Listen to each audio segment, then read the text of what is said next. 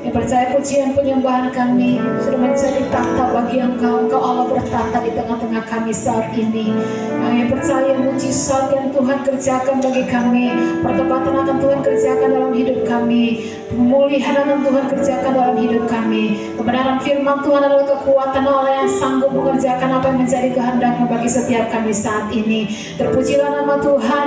Tiba saja Tuhan ketika kami mendengar firman-Mu, kami berdoa biar semua fokus kami yang tertuju kepada kebenaran firman Tuhan. Semua hal yang bukan berasal daripada Tuhan kami larang keras dia bekerja di tempat ini. Kami berdoa semua pekerjaan iblis setan yang mencoba mengalihkan fokus kami, yang menaruh keangkuhan diri, yang menaruh kebenaran diri sendiri, setiap seluruh kegelapan, semua roh yang menghalangi orang untuk bertobat saat ini kami berdoa, kami patahkan, hancurkan kuasa yang dalam nama Yesus Tuhan. Dan kami persilakan Tuhan Roh Allah bekerja di tempat ini, ambil kendali atas seluruh hati pikiran kami, agar setiap kami semakin Tuhan pulihkan melalui kebenaran firman Tuhan. Dan di dalam nama Yesus kami sambut kebenaran firman Tuhan. Semua yang bersuka cita untuk mendengarkan firman Tuhan, sama-sama kita katakan amin. Puji Tuhan. Shalom. Shalom, shalom, shalom, Yesus dahsyat. Sekali lagi shalom. Shalom, shalom, shalom, Yesus dahsyat. Haleluya. Apa kabar Bapak Ibu semua? Luar biasa. Puji Tuhan. Tadi pagi saya berbicara tentang kesehatan mental, ya, bagaimana kondisi dunia, kondisi bangsa yang tidak sedang baik-baik saja, kondisi dunia yang sedang menghadapi perang dan ancaman-ancaman krisis di mana-mana, sehingga menurut data dari Badan Kesehatan Dunia WHO pada tahun 2024 menunjukkan 1 dari 8 orang di dunia ini hidup dengan gangguan mental. Perbandingannya sangat besar, ya. 1 dari 8 orang di dunia mengalami gangguan kejiwaan karena depresi, ya. Banyak yang tertekan. Sedangkan itu menurut data dunia. Kalau data dari Indonesia, data dari Kementerian Kesehatan Republik Indonesia tahun 2023, 9,8% atau hampir 10% penduduk Indonesia usia 15 tahun ke atas mengalami gangguan mental emosional. Hampir 10%. Jadi jumlahnya besar. Kalau jumlah penduduk Indonesia 280 juta, ya, per 2023, maka yang mengalami gangguan mental sekitar 28 juta jiwa. Itu orang-orang yang mengalami gangguan mental. Nah, karena itu tadi pagi sudah saya jabarkan bagaimana kita bisa tetap menjaga kesehatan mental kita dengan 5B berasal dari firman Tuhan, dari pembacaan kita di tadi pagi, ya, tentang bagaimana kita harus tetap bersukacita senantiasa, lalu kemudian berbuat baik, lalu berdoa dan mengucap syukur. Ya, saya harap kita tidak lupa untuk poin-poin yang tadi pagi. Dan ibadah yang kedua ini saya ingin berbicara tentang sikap hidup di akhir zaman. 1 Petrus 4 ayatnya yang ke-7 hingga ayatnya yang ke-11. Kita akan baca firman Tuhan bersama. 1 Petrus 4 ayatnya yang ke-7 hingga ayatnya yang ke-11.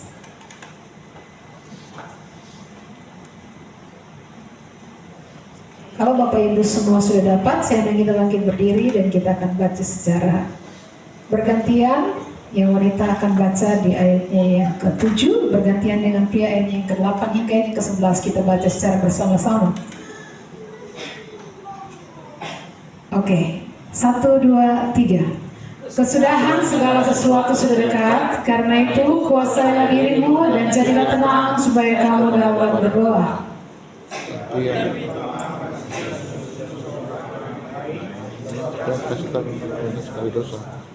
Berilah tumpangan seorang rakyat lain dengan tidak bersungguh-sungguh. Ini seorang yang lain sesuai dengan karena diperoleh setiap orang sebagai pengurus yang baik dari kasih karunia Allah. Sama-sama. Jika ada orang yang bertobat, baik dari orang yang menyampaikan firman Allah. Jika ada orang yang melayani, baiklah ia melakukannya dengan kekuatan yang dianugerahkan Allah, supaya Allah dimuliakan segala sesuatu karena Yesus Kristus. Dialah yang punya kemuliaan dan kuasa sampai selama-lamanya. Amin untuk firman Tuhan. Bapak Ibu dipersilakan duduk kembali. Nah, kita berkata kesudahan segala sesuatu sudah dekat. Kita sedang hidup di akhir zaman. Dan kita harus sadar tidak lama lagi Tuhan Yesus segera akan kembali, ya, untuk kali yang kedua. Memang orang suka bilang dari kecil kita sudah dengar tentang Tuhan Yesus akan datang, sampai hari ini tidak datang-datang. Kenapa? Kelihatannya Tuhan belum segera datang.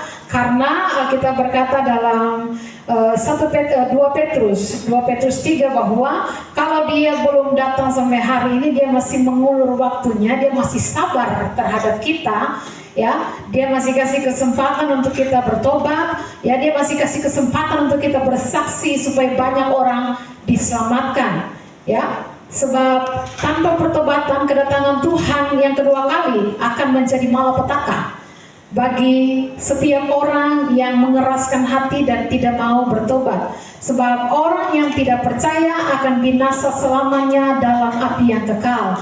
Lagi pula kedatangan Tuhan ada dua jenis, ya. Bisa kedatangan Tuhan yang pertama, kedatangan secara universal atau umum untuk semua manusia di bumi ini, tapi bisa juga secara personal atau secara pribadi. Jadi kalau sebentar malam saudara tidur lalu tidak bangun-bangun lagi, itu kedatangan Tuhan secara pribadi, kiamat pribadi terjadi bagi kita.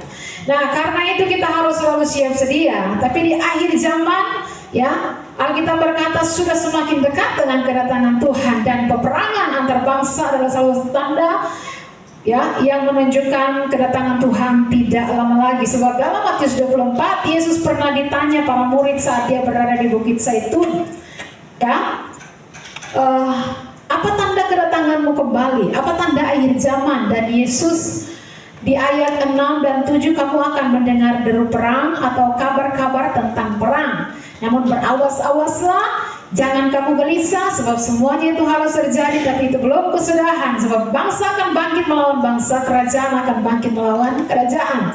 Jadi jelas bahwa peperangan merupakan tanda kedatangan Kristus semakin dekat. Bukan berarti bulan depan Yesus datang, atau tahun depan Yesus datang, ya. Bukan berarti seperti itu, karena tentang hari dan waktunya tidak ada yang tahu. Malaikat tidak, anak pun tidak, hanya Bapa sendiri yang tahu. Tapi Yesus juga katakan, itu baru awal permulaan penderitaan. Ketika bangsa bangkit melawan bangsa, kerajaan bangkit melawan kerajaan, itu baru awal permulaan penderitaan. Berarti ada banyak hal lain di akhir zaman yang harus digenapi lebih dulu, baru Yesus datang untuk kali yang kedua. Nah, mungkin ada yang bertanya, kenapa perang dianggap sebagai tanda akhir zaman? Bukankah dari zaman dulu juga, ya, peperangan itu sudah terjadi, perang antar suku, perang antar kerajaan, ya. Makanya ada Majapahit, ada Gajah Mada dan sebagainya di Indonesia ini, ya, perang antar bangsa, perang antar negara. Bahkan di abad 19 sudah ada dua perang besar, yaitu tahun 1914 hingga tahun 19 Perang Dunia Pertama, ya, dan Perang Dunia Kedua tahun 1939 hingga 1945. Dan orang pada zaman itu pun mereka merasa bahwa kedatangan Tuhan sudah sangat dekat, ya. Tapi kok Yesus masih belum datang sampai hari ini, saudara? Bapak Ibu yang diberkati oleh Tuhan, Tuhan Yesus sendiri katakan bahwa peperangan merupakan tanda akhir zaman. Jadi bukan sekedar konflik politik sehingga ada orang bilang, pendeta jangan bilang perang ini tanda kedatangan Yesus, penggenapan nubuatan. Ini konflik politik. Dari zaman dulu juga ada perang-perang. Tapi Matius 24 ayatnya yang ke-32, 33, coba kita lihat. Matius 24 ayatnya yang ke-32 hingga yang ke-33.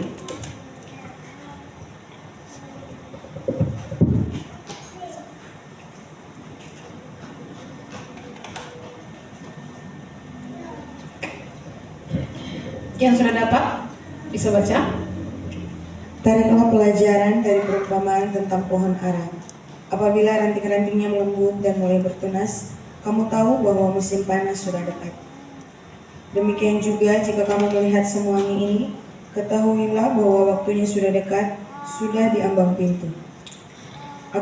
Iya, sampai di situ. Kenapa bukan perang dunia pertama yang menandakan kedatangan Yesus makin dekat. Karena Yesus berkata di situ, tariklah pelajaran dari perumpamaan tentang pohon ara. Apabila ranting-rantingnya melembut dan mulai bertunas, kamu tahu bahwa musim panas sudah dekat. Demikian juga kalau kamu melihat semuanya itu, ya, ketahuilah bahwa waktu Tuhan sudah di ambang pintu, ya. Nah, saudara, pohon ara yang dimaksud adalah lambang dari munculnya kembali bangsa Israel. Kalau Indonesia mungkin lambangnya bukan pohon ara, tapi Israel dilambangkan dengan pohon ara. Kalau Indonesia pohon beringin, tapi Israel dilambangkan dengan pohon ara. Nah, ini kan Israel, kita tahu bahwa sudah tercerai-berai, sudah terserak pada tahun 70 Masehi ketika Jenderal Besar Titus meruntuhkan Bait Allah, ya, dan mereka dicerai-beraikan, mereka diserahkan ke seluruh bangsa-bangsa. Jadi Israel akhirnya tercerai-berai, ya. Dan itulah cara penjajah, ya, pada waktu itu untuk menaklukkan Israel.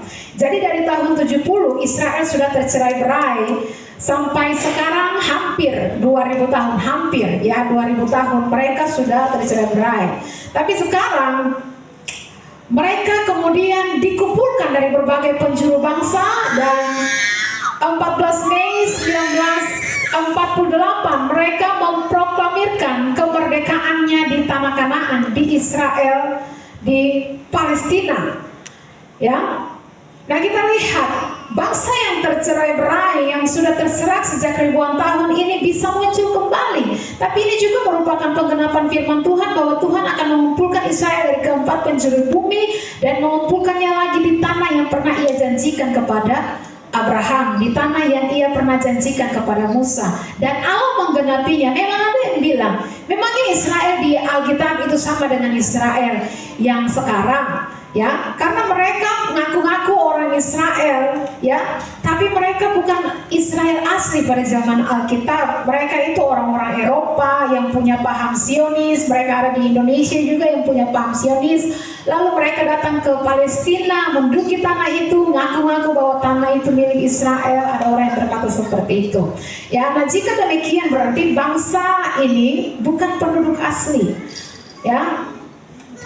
Dan kita melihat mereka sering disebut bangsa agresor atau penjajah. Dan penjajahan harus dihapuskan, kata Undang-Undang Dasar, harus dari muka bumi, sehingga banyak bangsa-bangsa yang memandang Israel itu sebagai ancaman, ya, suka bikin gara-gara karena mereka itu bukan asalnya dari sana, cuman ngaku-ngaku sebagai bangsa pilihan Allah. Tapi menurut saya ada beberapa tanda yang menunjukkan bahwa mereka itu benar-benar sesuai dengan apa yang dicatat Alkitab. Jadi Israel dulu dan kini itu sama. Karena apa? Kesamaan agama, ya, bahasa dan budaya. Dari dulu agama mereka Yudaisme, bukan Kristen. Yudaisme. Bagi mereka nabi yang terbesar bukan Isa, tetapi Musa, ya. Alkitabnya disebut sebagai Tanakh, Torah, Netuhim, Ketubim, ya. Lalu ada kesamaan bahasa mereka bahasa Ibrani, walaupun Ibrani pernah menjadi bahasa mati. Bahasa mati artinya tidak lagi digunakan karena mereka sudah tersebar ke seluruh dunia. Tapi kemudian mereka mulai menggunakan lagi bahasa Ibrani, ya. Banyak perbendaharaan kata-katanya makin bertambah, ya. Kalau kita belajar tentang bahasa Ibrani Yunani, kita tahu bahwa perbendaharaan kata-katanya semakin bertambah. Nah, budaya yang dicatat dalam kitab Perjanjian Lama di Tanakh, Torah, ya, Netuhim, Ketubim itu juga yang masih dilakukan oleh orang-orang Yudaisme sampai hari ini. Misalnya 7 hari raya mereka, ya, yang dirayakan orang Israel pada zaman dulu, mereka juga masih merayakannya pada masa kini. Jadi Tuhan bilang begini, kalau peperangan mulai terjadi dan Israel yang menjadi sumbu konflik, jika bangsa-bangsa mengepung Yerusalem, ketahuilah waktunya sudah singkat. Nah, yang penting bagi kita sekarang, bagaimana sikap kita sebagai orang benar pada akhir zaman. Ada 3 hal penting dari firman Tuhan yang sudah kita baca, ya. Coba tampilkan firman Tuhan yang tadi sudah kita baca. Kesudahan segala sesuatu sudah dekat. Jadi ini 3 hal penting yang harus kita hidupi hari-hari ini. Kesudahan segala sesuatu sudah dekat. Karena itu yang pertama, kuasailah dirimu, jadilah tenang supaya kamu bisa berdoa. Hidup dalam doa. Ya.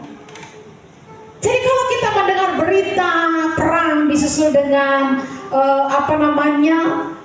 berita-berita tentang bagaimana harga-harga barang akan melonjak, terjadi kelaparan di depan kita, harga-harga naik. Tuhan bilang begini, jangan gelisah, karena semua itu baru permulaan. Karena memang semuanya harus terjadi, sudah tertulis dalam Alkitab dan pasti terjadi. Tapi kita harus memiliki hati yang tetap tenang. Ya, karena Tuhan masih tetap duduk di atas tahta. Mengapa rusuh bangsa-bangsa, kita bilang? Bangsa-bangsa gelisah, tapi Tuhan tertawa dari surga karena Dia yang memegang kendali pemerintahan atas bumi ini. Ya. Kalau kita terlalu sering baca berita di media sosial, kita bisa jadi panik dan gelisah. Ya. Seperti kemarin saya bilang ke Ibu Gembala, berita tentang bagaimana mantan menantu yang membunuh mantan mertuanya. Itu menyebabkan saya jadi hati-hati sekali. Wah, saya bilang ini orang kenal, masuk salaman, cium tangan, ya, cerita akrab. Tapi kok bisa, ya, sudah merencanakan pembunuhan, itu dipukul, anjing pun masih dipukul, bagus ya, pakai kayu buah. Ini balok, ibu-ibu umur 60 tahun, dipukul seperti ya, saya lihat. Buat saya jadi hati-hati, jadi akhirnya karena kita sudah di atas, biasanya saya kalau tidur siang pintu depan buka saja, atau kalau lagi berat saya tinggal pintu depan terbuka, ya. Tapi ketika saya nonton itu, saya selalu kunci pintu. Saya sampai bilang, ini biar siapa yang saya kenal lah ya. Tetangga-tetangga kan ada pendeta yang sering kita undang, Pak Purba dan istri, suka sekali datang bawa jagung, bawa sayur-sayuran buncis, apa semua, kembang kol, kasih ke kita. Ya, tapi saya bilang, ini kalau ada orang datang, saya bilang saja, suami lagi pergi, jadi tidak bisa buka, bicara saja dari sendiri. Ya, karena apa yang kita lihat, ya, tetapi kemudian saya sadar bahwa itulah keadaan manusia di akhir zaman. Alkitab sudah mencatatnya, manusia akan mencintai diri sendiri dan jadi hamba uang. Mereka bisa membunuh mantan mertua yang masih punya hubungan saudara. Ya, bisa membunuh cuma untuk ambil uang, curi uang, lalu bisa pakai untuk beli narkoba. Nah itu, manusia mencintai dirinya sendiri, jadi hamba uang dan sebagainya dan sebagainya. Ya. Nah, karena itu, kalau kita baca hal-hal seperti ini, kita jadi panik, kita jadi gelisah. Tapi kalau kita baca Alkitab, kita akan menemukan ketenangan di dalam Tuhan. Kita akan menemukan kedamaian dalam Tuhan. Ya, saya sudah baca Alkitab dari awal sampai akhir, Kejadian sampai Wahyu, dan akhirnya happy ending. Tuhan menang. Orang-orang percaya akan diselamatkan. Gejolak boleh terjadi, ya, itu di tengah peristiwanya. Gejolak, goncangan terjadi, tapi ujungnya kemenangan Tuhan berikan kepada orang-orang yang beriman. Makanya sekali lagi jangan panik. Memang sistem di dunia ini akan dikuasai oleh satu pemerintahan tunggal. Ya, makanya sering dibilang jangan simpan semua uangmu di bank. Ya, ada yang bilang begitu. Uang tarik lalu pegang cash, karena kalau nanti tiba-tiba listrik tidak berfungsi, internet mati, blackout, kita tidak bisa lagi tarik uang dari bank. Ya, saudara boleh simpan uang di rumah, tapi kalau dicuri pencuri juga tetap hilang. Ya, ada juga yang simpan uang di rumah, di berita itu ya, simpan ratusan juta di rumah, tahu-tahu pas mau buka, mau lihat, sudah dimakan rayap. Ya, ada yang di Batu Putih, saya dengar ya, simpan uang di rumah ratusan juta, kebakaran, uang semua terbakar, habis. Ya, nah, ada juga yang bilang kita harus simpan stok makanan, atau ya makanan banyak-banyak, sebab nanti kalau kelaparan, makanan susah dan sebagainya, kita bisa mati kelaparan. Saudara, Saya mau katakan bahwa kita ini yang Tuhan perintahkan harus bersiap, waspada, bukan panik, bukan gelisah, bukan khawatir. Coba kalau orang panik, waduh, nanti kita uang kalau saya bisa tarik keluar dari bank lain, lalu semua orang akhirnya panik, kuras uang dari bank, diambil semua uangnya, supermarket diserbu, mall diserbu, orang ambil semua, beli bahan makanan. Ingat, makanan itu punya expire date, tanggal expire-nya.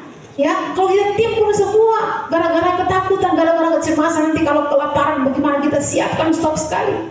Ya, ada yang bilang beli emas, tapi kalau tidak punya duit mau beli bagaimana? Ya, beli saja emas-emas ya, emas-emas gorengan. Ya, kalau tidak punya duit ya bagaimana? Sudahlah, Alkitab katakan yang Tuhan perintahkan sikap hidup di akhir zaman bukan gelisah. Kemudian kita cari cara bagaimana timbun stok makanan banyak-banyak, bagaimana kita harus simpan uang cash. Bukan itu yang Tuhan perintahkan. Yang Tuhan katakan kuasai diri, jadi tenang supaya kau bisa berdoa. Ya sudahlah, kalau tidak bisa beli emas, kalau tidak bisa kita khawatir dengan segala sesuatu, kuasai diri, jadi tenang. Tujuannya supaya kita bisa berdoa. Yang Tuhan suruh kita lakukan bukan panik, gelisah, lalu timbun harta, timbun makanan, tapi Tuhan suruh kuasai diri, jadi tenang supaya kamu bisa berdoa. Tujuannya yang Tuhan mau berdoa, hidup dalam doa. Saudara boleh pegang uang cash, boleh punya emas, boleh berkebun supaya kalau saya ada makanan tinggal ambil pisang, potong, rebus, makan. Boleh-boleh saja, tapi kuasai diri, tenang, jangan khawatir, berdoalah, itu yang Tuhan suruh. Percaya Tuhan yang pelihara kita. Saudara ingat, Nabi Elia pernah mengalami masa kelaparan, masalah 3,5 tahun, kekeringan. Ingat bahwa mata pencarian orang pada waktu itu adalah bertani. Makanya kekeringan itu merupakan malapetaka, musibah bagi mereka. Bayangkan 3 tahun 6 bulan hujan tidak turun. Bagaimana mereka bisa bertani? Bagaimana mereka bisa menanam? Kekeringan. Itu malapetaka bagi Israel 3,5 tahun. Tapi Tuhan pelihara Elia. Tuhan kirim burung gagak yang membawa roti dan daging. Makanya teduhkan hati, kuasai diri, jadi tenang, jangan cemas, jangan gelisah, supaya engkau bisa berdoa. Waktu kita tenang, kita bisa mendengar suara Tuhan, petunjuk Tuhan melalui firman-Nya dan juga melalui hati kita yang teguh. Ya, jadi yang Tuhan perintah kuasai diri, jangan gelisah, jangan khawatir. Bukan untuk kita senang-senang santai-santai.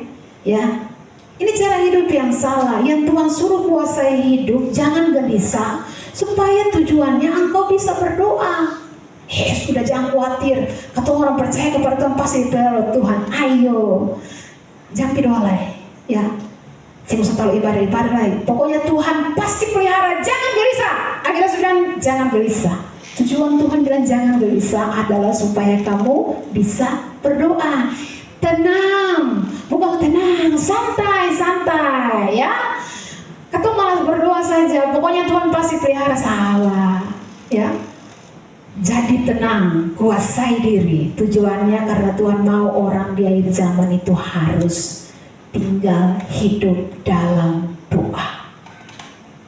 Ya, kalau kita gelisah, pikiran kusut, kita tidak akan dengar suara Tuhan. Tapi kita kuasai diri kita, kita tenang, tuntunan Tuhan melalui firman-Nya kita akan dengar. Kita akan mendengar suaranya, ya, yang Dia berikan kepada kita.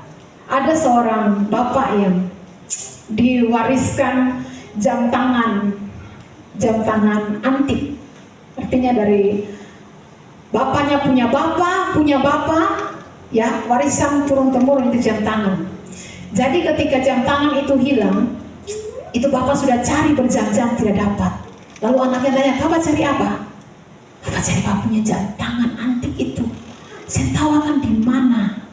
Sudah cari berjam-jam tapi tidak ketemu. Lalu anaknya masuk ke kamar bapaknya, dia duduk tenang. Dia bilang, "Papa jangan ribut." Dia duduk tenang. Dan tiba-tiba dia keluar bawa jam tangan itu. "Papa cari lama-lama berjam-jam tidak dapat. Kok kamu cepat sekali dapatnya?" "Iya, karena saya tenang, itu kan jam tangan dari zaman dulu. Dia punya bunyi. Itu itu kedengaran. Jadi saya tenang, saya dengar. Dan waktu saya dengar ada bunyi, detiknya saya cari sumber bunyinya dan saya ketemu. Ya, nah kalau kita tenang, kita bisa dengar suara Tuhan, kita bisa dengar. Tapi kalau panik, kalau kita khawatir, cemas, kita gelisah, saya percaya kita tidak akan dengar tuntunan Tuhan, kita tidak akan mengerti apa rencana Tuhan. Ya, dan saya yakin doa yang benar akan menyebabkan kepanikan mati. Iman kita jadi bertumbuh.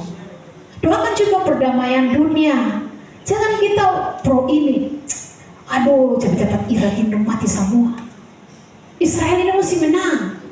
Peperangan ini bukan game yang kita berpihak kepada Israel lalu biar Palestina mati semua. Tidak. Semua bangsa adalah ciptaan Tuhan. Baik Palestina ciptaan Tuhan, Iran ciptaan Tuhan, Israel ciptaan Tuhan. Mereka semua sama-sama berharga di mata Tuhan. Kita harus berduka terhadap kematian, ya, baik di pihak Palestina ke Israel ke, ya. Tuhan mau kita memiliki hati yang berbelas kasihan supaya perdamaian terjadi. Berdoa bagi perdamaian. Ya, Tuhan tidak mau terjadi pertumpahan darah karena nyawa setiap orang berharga di matanya. Semua bangsa apapun itu diciptakan oleh Tuhan. Israel ciptaan Tuhan, Irak ciptaan Tuhan, Palestina ciptaan Tuhan. Bagaimana kita berdoa untuk perdamaian dunia ini? Dan saya percaya bahwa Dia memberikan kemenangan. Ya, ketika kita berdoa, Tuhan akan memberikan kemenangan di alam roh, dan kemenangan di alam roh akan mempengaruhi alam nyata. Ya. Keluaran 17, kalau kita lihat Keluaran 17, Amalek tiba-tiba menyerang Israel. Sepasukan yang besar, Amalek itu bangsa yang besar. Dia menyerang Israel, dan Yosua serta pasukannya yang bersiap. Mereka ada di lembah, tetapi Musa yang memimpin bangsa itu naik ke atas bukit. Dia mengangkat tangannya, mengangkat tongkatnya, dan terjadilah pertempuran. Israel menang ketika dia mengangkat tangan dan tongkat di tangannya. Tapi ketika tangan Musa capek, dia menurunkan tangannya dan terjadi Israel kalah. Maka Harun dan Hur, ya, mereka naik ke atas dan menopang kedua tangan Musa, sehingga orang Israel memperoleh kemenangan hingga petang, dan peperangan selesai. Israel mengalami kemenangan. Saya percaya bahwa di dalam doa ada mujizat. Sebab Alkitab berkata bahwa doa orang benar bila dengan yakin didoakan besar kuasanya. Kita seringkali firman Tuhan ini hanya menjadi teori yang tidak pernah kita hayati dalam kehidupan kita. Tetapi melalui pergumulan, Tuhan akan izinkan kita menghadapi pergumulan. Tuhan akan izinkan kita menghadapi persoalan kehidupan yang membuat kita benar-benar memahami. Dan kita bisa saksikan sendiri karena kita mengalaminya bahwa doa orang benar bila dengan yakin didoakan besar kuasanya. Yang kedua, sikap orang beriman di akhir zaman. Ayatnya yang ke-8 dan 9 dari pembacaan kita. Ayat 8 dan 9. Tetapi yang terutama, kasihilah sungguh-sungguh seorang akan yang lain, sebab kasih menutupi banyak sekali dosa. Berilah tumpangan seorang akan yang lain dengan tidak bersungut-sungut. Ya. Nah, kita melihat di sini sikap orang beriman di akhir zaman selain harus hidup, komitmen untuk hidup dalam doa. Yang kedua, komitmen untuk hidup di dalam kasih. Ya, komitmen untuk hidup di dalam kasih. Dikatakan bahwa kasihilah sungguh-sungguh seorang akan yang lain, sebab kasih menutupi banyak sekali dosa. Menutupi dosa bukan berarti menyembunyikan dosa, bukan kompromi dengan dosa. Menutupi dosa di sini artinya tidak mengumbar kesalahan orang, tidak diceritakan kepada seluruh dunia. Ya, orang bisa salah, tapi kita tidak umbar, kita tidak ceritakan kepada seluruh dunia tentang kesalahan orang lain. Dan sadar, ya, kita harus sadar dalam masa-masa sukar kadang-kadang terjadi gesekan antara sesama kita. Tapi kasih dan pengampunan bagaikan minyak pelumas dalam hubungan antar sesama, sehingga kita tidak terus bentrok, tapi kita saling mengasihi, saling mengampuni. Mari kita hidup dalam kesatuan hati, karena Alkitab berkata, di mana ada kesatuan hati, kesanalah Tuhan akan memerintahkan berkat Tuhan tercurah untuk selama-lamanya. Ya, Selain kasih dinyatakan lewat pengampunan, kasih juga dinyatakan lewat pertolongan. Dia yang ke-9 tadi, berilah tumpangan seorang akan yang lain dengan tidak bersungut-sungut. Dulu belum ada hotel, ya, sehingga Petrus menulis, berilah tumpangan seorang akan yang lain. Ketika dulu tidak ada hotel, kalau ada orang percaya datang ke suatu tempat, mereka kadang-kadang ditampung oleh jemaat, oleh orang-orang percaya di tempat itu. Karena mereka seringkali datang dalam rangka pelayanan, bersaksi. Di perjanjian lama ada kisah seorang nabi yang bernama Elisa. Dan ketika dia tiba di Sunem, ada seorang ibu yang mengasihi dia, dan ibu ini berkata kepada suaminya, bagaimana kalau kita bangun kamar di loteng atas, kita bangun satu kamar dan kita siapkan tempat tidur, meja, pelita, sehingga Elisa kalau dia datang dia bisa mampir dan tinggal di sini, ya. Dan orang yang melakukan pelayanan kasih ini mengalami mujizat. Ketika anaknya mati, anak dari perempuan Sunem ini mati, dibangkitkan oleh Tuhan melalui pelayanan Elisa, ya. Nah, pertolongan bukan hanya bagaimana kita izinkan orang menumpang di rumah kita, ya. Tapi kalau saat ini zaman sekarang, mungkin kalau orang mau datang ibadah, saya ada tumpangan, ya, kendaraan yang kita punya, kasih tumpangan ke mereka, ya. Kita jadi berkat bagi mereka yang membutuhkan. Mau pulang ibadah, orang mau pulang, ibu pulang kemana? Sarah, ayo, saya antar. Berikan tumpangan kepada mereka, ya. Bagi mereka yang membutuhkan, bagikan berkat bagi mereka. Ingat, tangan yang tertutup tidak akan menerima berkat daripada Tuhan, tetapi tangan yang terbuka akan senantiasa menerima berkat dari sumbernya, yaitu Yesus Kristus. Dia akan menerima taburan untuk ditabur.